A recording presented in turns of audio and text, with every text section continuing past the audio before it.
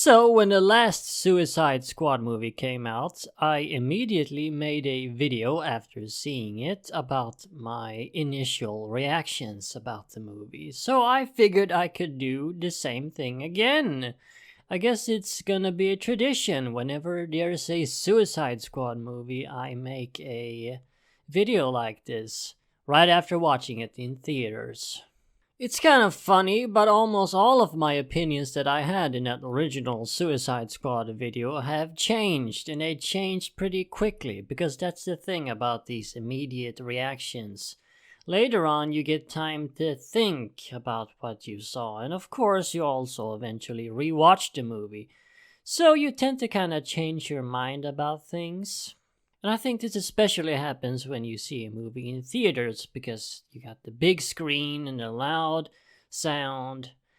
So you're kind of bedazzled by everything and you don't really think about what you're actually seeing. But later on you begin to do that, and so you might change your opinion about some things. So take everything I say in this video with a grain of salt, because it is very possible that I might change my mind about several things later on, when I actually get time to really think about it and also potentially rewatch the movie. And yes, there probably will be spoilers, so if you don't want that, don't watch this video. So, my thoughts on The Suicide Squad. Well, first of all, that's a pretty weird title and it's bugged me the entire time. Why didn't they just call it Suicide Squad 2?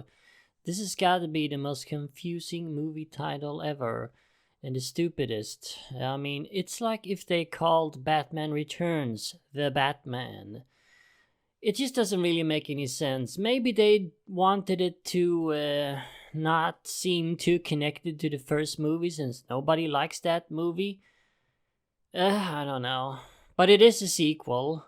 I mean, it's not a remake or a reboot. It's clearly a sequel, even though it doesn't pick up on any plot threads from the first movie. But sequels don't have to do that. A lot of sequels don't. Well, I guess I'm gonna jump right into major spoilers right away. Half the squad get killed off immediately at the beginning of the movie. That was some scene. Quite a glorious scene. And of course, this time around we have a much bigger squad than in the first movie if we count both teams. We put them both together. And of course, it's the one team that's basically entirely wiped out, except for, of course, Harley Quinn and Rick Flag. Goddamn Harley Quinn. Yeah, they just wasted the entire squad right away. That was interesting. I did not expect that. I was not expecting that. I was expecting a lot of deaths. A lot of team members dying, since people have been saying that all along. They're very expendable. A lot of characters die off in this movie, but I didn't expect most of them to die immediately. But then after that, the deaths kind of slow down and we don't really get that many. It seems like the squad gets more powerful over time because, well, I guess the other team, they're just so much more badass. Although I guess they didn't get ambushed, so that's. But I mean, you see them do all kinds of crazy things that would have killed other characters, maybe. I mean, they just suddenly become kind of invincible, like that fight between Rick Flag and Peacemaker, and Rick Flag really beats the crap out of Peacemaker. Yet he doesn't even lose a tooth, he just gets some nosebleed. And the scene where Bloodsport falls through the building, like, characters in this movie are at some points really fragile and they'll die and they'll freaking explode just because someone pushes them into a wall. And then the characters are Superman and they can take anything, so it's kind of inconsistent like that. And maybe they shouldn't have killed off that many members immediately and then just, because you could have spread it out a little bit more. I don't know. I mean, it did serve a point though that one entire team is killed off right away, and so the mission is sort of a failure, and then they have to go and rescue the only two surviving members.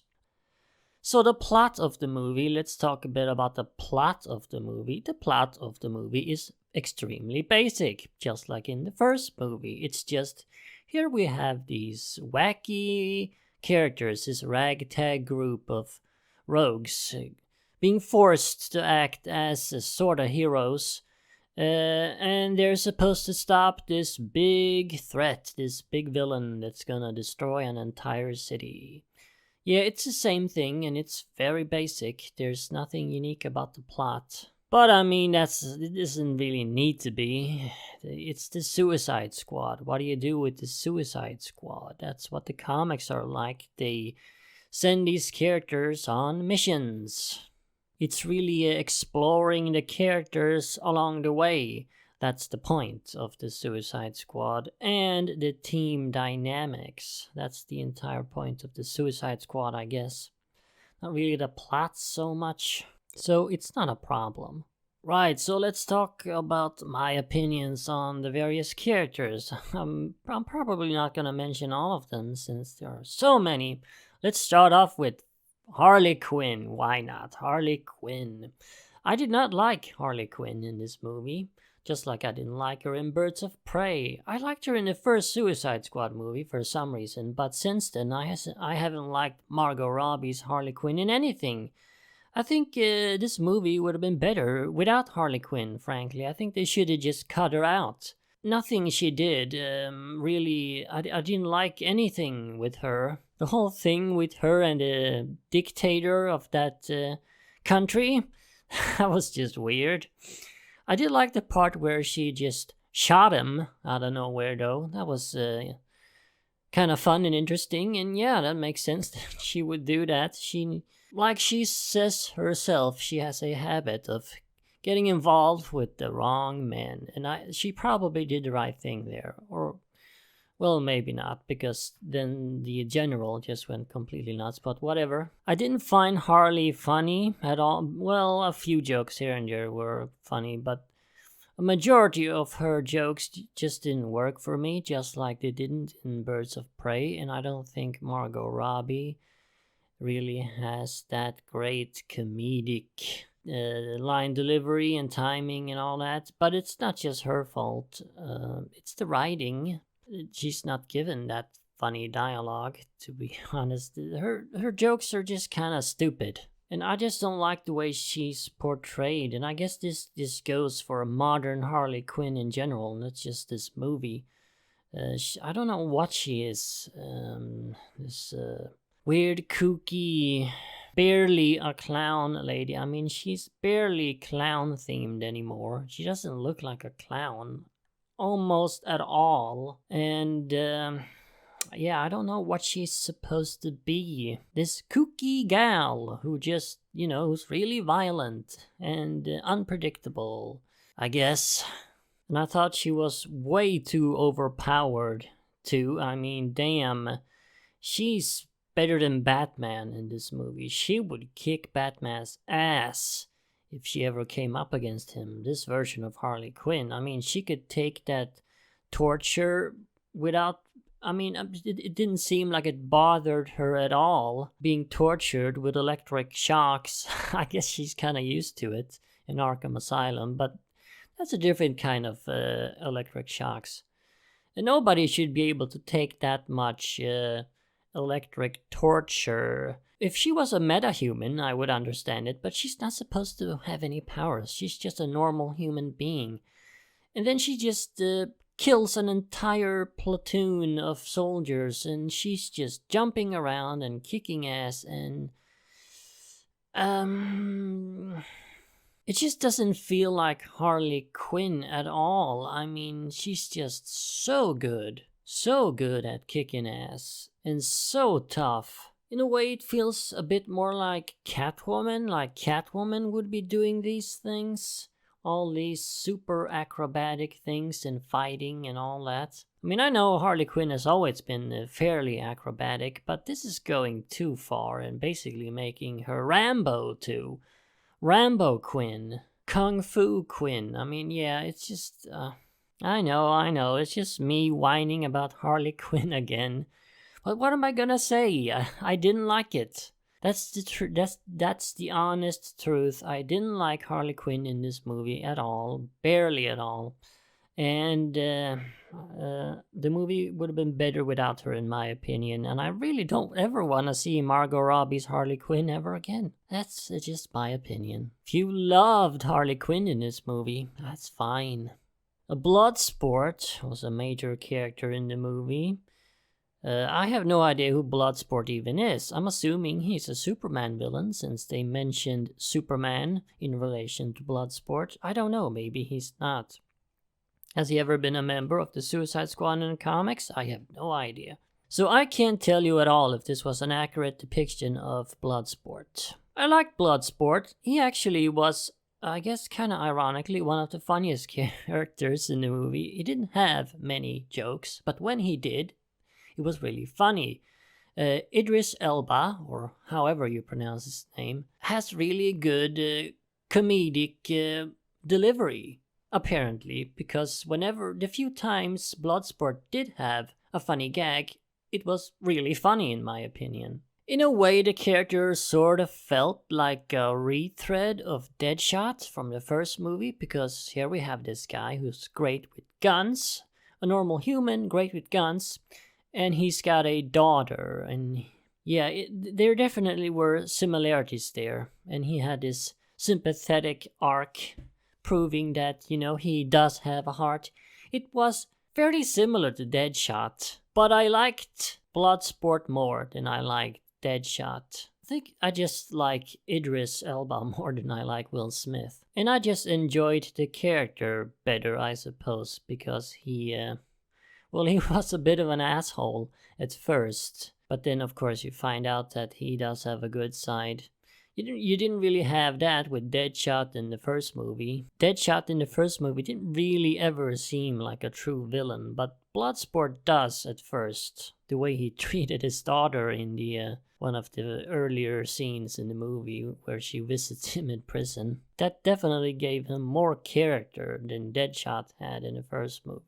And of course, I do have to mention that Bloodsport's thing isn't merely guns. He also has some other weapons as well, some kind of blades and stuff. So some differences, but fairly similar to Deadshot, but a better Deadshot, I guess. Briefly about King Shark. What is there to say about King Shark? King Shark is an Aquaman villain, isn't he, right? So let me know in the comments, because I'm not sure, but I think he is. King Shark was alright. His jokes is voiced by Sylvester Stallone, no less. His, funny little lines, they were okay. I didn't laugh out loud at any of them, but they were, fairly amusing. The best part with King Shark was, of course, when he ripped people to shreds and ate people. That was very amusing. Speaking about the violence, though, yeah. God damn, this movie was violent. I knew it was gonna be gory, but I didn't know it was gonna be this freaking gory. I mean, it certainly earned its R rating. Jesus Christ. That was some extreme gore.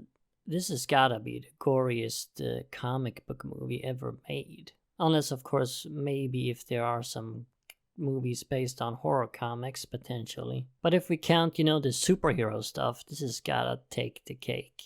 And of course, I did enjoy all that very gruesome gore.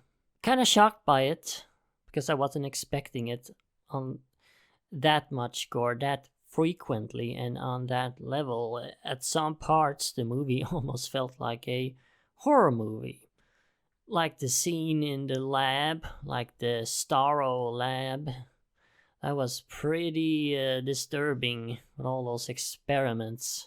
I really hope no kid watches this movie, because if I had seen this movie when I was a kid, I would have fainted. So yeah, if you're a parent and you're listening to this, do not let your kids see this movie. This is not a kid's movie. Don't let the characters' colorful costumes fool you.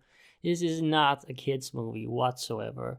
There's even some nudity, by the way. We get to see a pee-pee. I should probably hurry up because I am rambling way too long about this. Some characters, Ratcatcher 2 to be specific. Yeah, she was very good.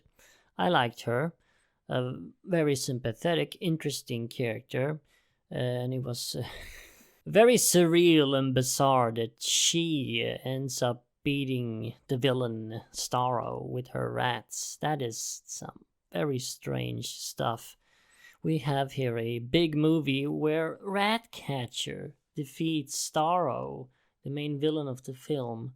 Ratcatcher, the obscure Batman villain. Now, of course, Ratcatcher was nothing like the comics version. Well, obviously not, since it's not the comics version. This is Ratcatcher 2, who doesn't even exist in the comics, but not even Ratcatcher 1.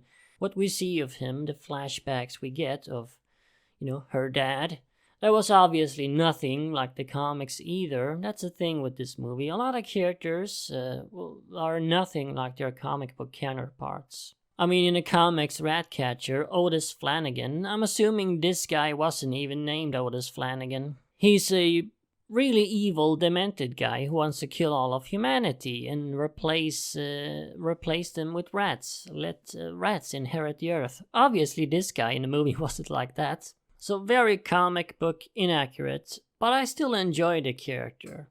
A Polka Dot Man. Everybody wants to know what I think about Polka Dot Man from this movie. For some reason, I don't know why. Why are you people so crazy about Polka Dot Man? Yeah, Polka Dot Man. Played by that guy, whatever his name is, from The Dark Knight. Was interrogated by Harvey Dent. So he's played a Joker goon interrogated by Two-Face, and he's played Polka Dot Man. Oh yeah, he's also voicing the Calendar Man in the Long Halloween animated movie. By the way, Calendar Man was in this movie as well, and yeah, that was... I have nothing to say about that, because that was just a pointless tiny cameo. Anyway, Polka Dot Man. Well, I like Polka Dot Man in the movie. Yeah. I bet all of you are happy now. You were all nervous. I was gonna say that I hated it. I hated him. No, he was good. It was interesting, certainly interesting to portray him in such a way. He was not a loser villain, like I myself portrayed him in the Arkham sessions. I haven't changed my mind about that portrayal, by the way. If some of you expect me to do that, to go back on what I've said about Polka Dot Man in the past, no. Clearly this movie proved that you can take him more seriously, so to speak. But I still think that he also works really well as a loser joke villain. And I've never really outright disliked Polka Dot Man.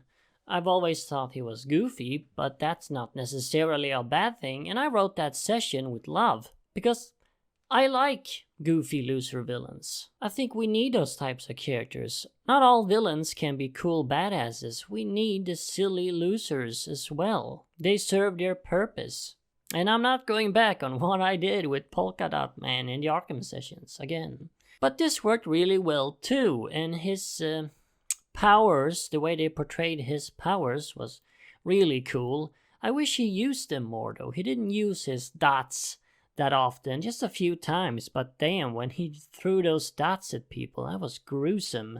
A very creative thing to do with him too, the alien virus or whatever it was that his mother injected into him to try and make him into a superhero. That was a very interesting and creative backstory for him. Of course, in the comics, he doesn't even have a backstory. Again, another character who's nothing like the comic book version. Nothing. In the comics, he's just this dorky guy who robs banks, and he's got a costume with dots on it that he can remove and shape into weapons and stuff, and use as force shields or whatever. And he has no backstory, no origin, no real motivations, except he likes robbing banks. He's a generic supervillain. That's Polka Dot Man in the comics. This movie actually fleshed him out and did something with him, and it did something extremely different from the comics, of course. But very interesting. And I have thought about doing something like this myself. I think I posted about this way back, last year when I was making the sessions.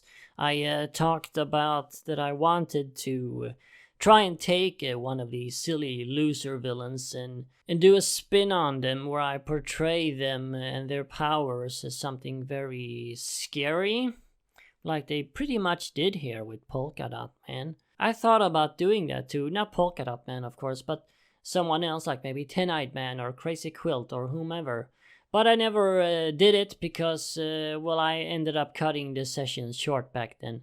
And I wasn't sure it was really gonna work. I was afraid it was gonna come off as try-hard and edgy. But this Polka Dot Man in this movie does not come off as try-hard or edgy at all. It really worked. So this proves, I guess James Gunn has proved to me now that it does work. I figured that it could perhaps work, but I wasn't sure. But now I've seen it with my own eyes, and yes, it does work, and it is very interesting. This has kind of inspired me to maybe try and do that this time around for Series 3 with the sessions with somebody. Maybe I'll do that. We'll see. Right, who else is there? Peacemaker. Peacemaker was pretty cool. He wasn't really that big of a standout, like I expected. He seems to be a bit overhyped, perhaps. I mean, he's getting his own show, and it's already been confirmed there's going to be 2 seasons, I think. John Cena was great in the role, very entertaining and charismatic, and I did like the character quite a bit. He had some funny lines and a pretty entertaining personality in the whole thing, that he's a vicious killer who doesn't really seem to care about human life at all, but there were some tiny glimpses of some kind of humanity there. I guess this is what they're gonna go with for the series, probably gonna flesh him out and make him more sympathetic over time. I'm assuming that's what they're gonna do. Maybe a little bit like the Loki show, take a villain and have him evolve across the series and become more sympathetic. So I am actually kind of excited. Maybe not excited, but I am interested in the Peacemaker show, the upcoming Peacemaker show, and I will definitely watch it. I really liked his costume, by the way, and I forgot to say that about the other characters. I really liked Polka Dot Man's costume too. Very good adaptation of that costume. King Shark looked great too, of course. Very good CGI. Who the hell was I talking about? Oh yeah, John Cena. Yeah, at the end of the day, the character was kind of just the government stooge who follows orders no matter what, although I guess he did have his ideology of peace at all costs. So that was interesting. He's obsessed with keeping the peace. The peacemaker, no matter what the cost, and his view of peace is a little bit strange. So I guess there's stuff there that is pretty interesting. Now that I think about it, he wasn't quite as two-dimensional as I kind of thought there for a second. He does have some stuff going on, and I assume they're gonna flesh that out in the series. So that's gonna be interesting. Rick Flag, briefly on Rick Flag, since he's a very big character in the movie. Rick Flag is kind of dull. I thought he was kind of dull in the first movie too. There's not a whole lot to him. He's just Soldier Boy. But unlike the Peacemaker, he does have a very clear, obvious conscience, and he will disobey orders when he doesn't agree with them. But yeah, a pretty bland character, to be honest, and when he had jokes, they just didn't work for me at all.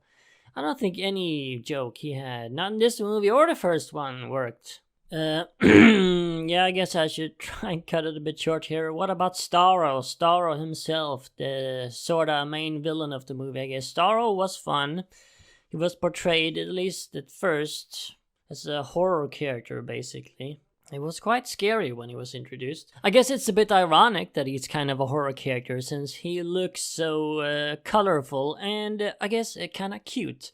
But yeah, that's something about this movie that I really liked. It mixes dark stuff and really goofy stuff. It's a mix of camp and scary, gruesome violence. In a sense, it kind of reminds me of Batman Returns. I'm bringing up Batman Returns again for some reason. That movie also mixed dark stuff with camp, And that is what this movie does as well. I love the fact that this movie is very comic booky. It's extremely comic booky with the characters and the character designs and all that, and the powers. It's so comic booky, but at the same time also extremely violent and gory. And that's something that I really liked about the movie, loved about the movie even. In fact, the style and the visuals, I love that.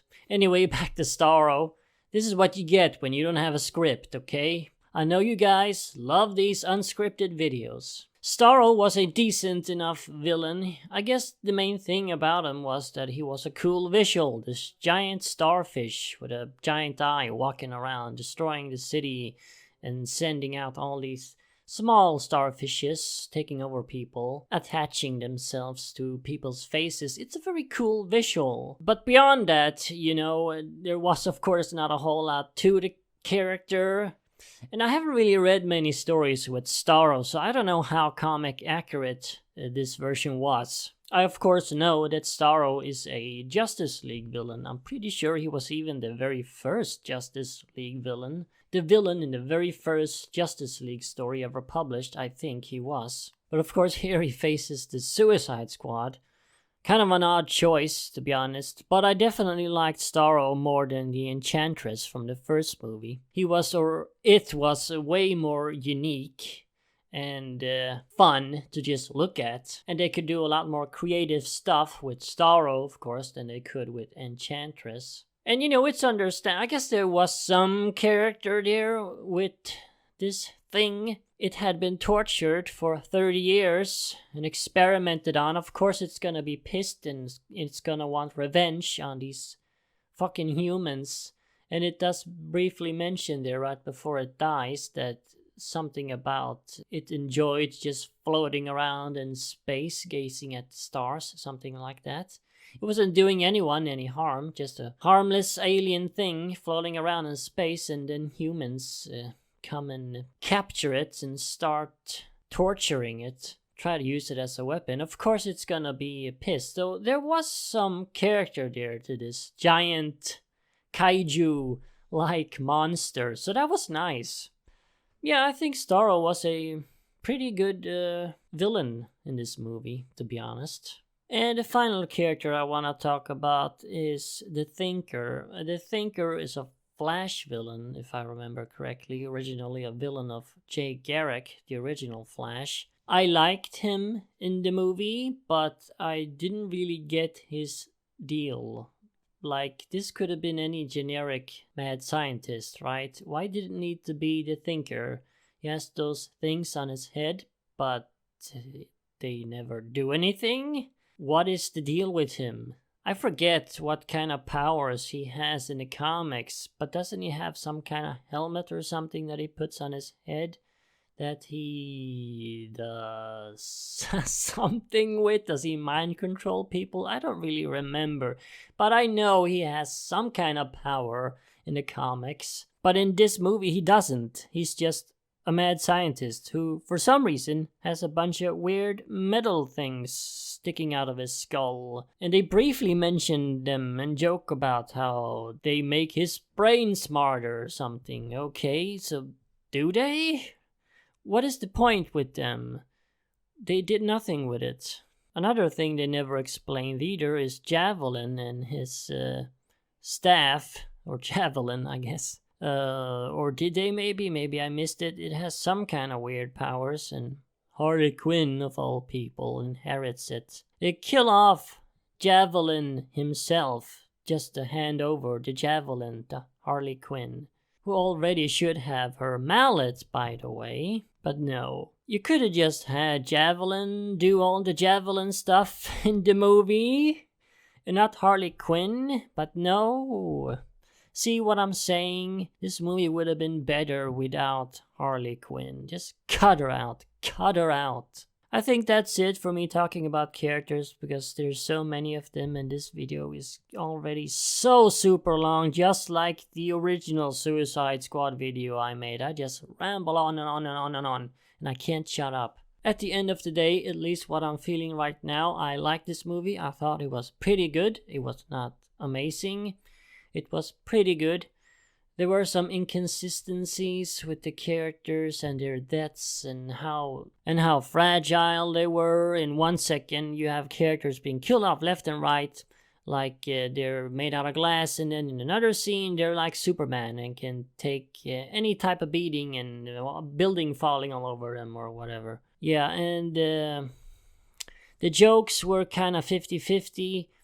For me, I enjoyed one half of them, and the other half I thought were just pure cringe. Again, a lot of them were Harley, but not just Harley. There were other stuff as well that I didn't enjoy. They were just stupid jokes. There were a bit too many jokes. It felt a bit like the MCU with all the character banter and silly, goofy lines that weren't really funny, but like a cruder version in a way. This movie was like a cruder MCU movie. But I did really love how comic booky the movie was and all the violent gore. I loved that mix, that blend, that weird contrast between campy comic bookiness and really uber violent gore. That was very nice, very nice. And I really liked some of the characters. Some I didn't like, others I really liked. If I had to pick a favorite, I would probably say Polka Dot Man. Yes, Polka Dot Man.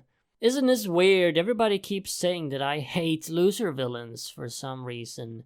But Polka Dot Man is my favorite character in this movie, and in the Harley Quinn animated show, my favorite character was Kite Man, so there you go. And so, yeah, those are my thoughts on the movie.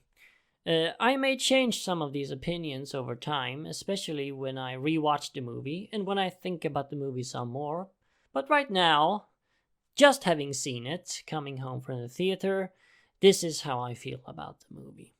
Let me know down in the comments how you feel about the movie. If you've seen it, of course. If you haven't seen it, you shouldn't have watched this video though, since I spoiled some stuff. And let me know which character was your favorite. And by the way, I will not make a full review of this movie. This is it. This is the only video I'm gonna make on this movie. And for all the people wondering about my opinions on the long Halloween animated movies, and will I make a video on those? Yes, I will eventually when I've seen them. I haven't seen them yet. I don't really know how to get my hands on them over here in Sweden. And I also wanted to wait till both parts were out. That's why I didn't watch the first part when it came out over a month ago by now, I think. So you will get a video on the animated long Halloween movie eventually, once I've seen it, them. And my very next video will be Two-Face's session, Two-Face's final Arkham session, so you'll find out what's happened to him a year later. And as always, remember, Arkham Asylum awaits you in the next video.